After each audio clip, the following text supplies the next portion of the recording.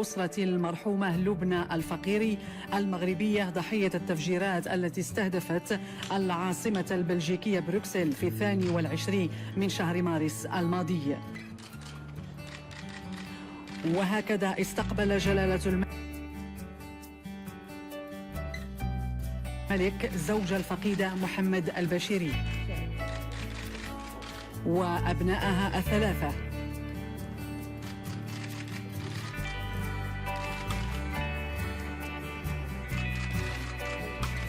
وأمها والذين يقيمون ببلجيكا. وتؤكد هذه الالتفاتة المولوية التي تشكل خير تجسيد للعناية السامية التي يحيط بها جلالة الملك الجالية المغربية المقيمة بالخارج الالتزام القوي لجلالته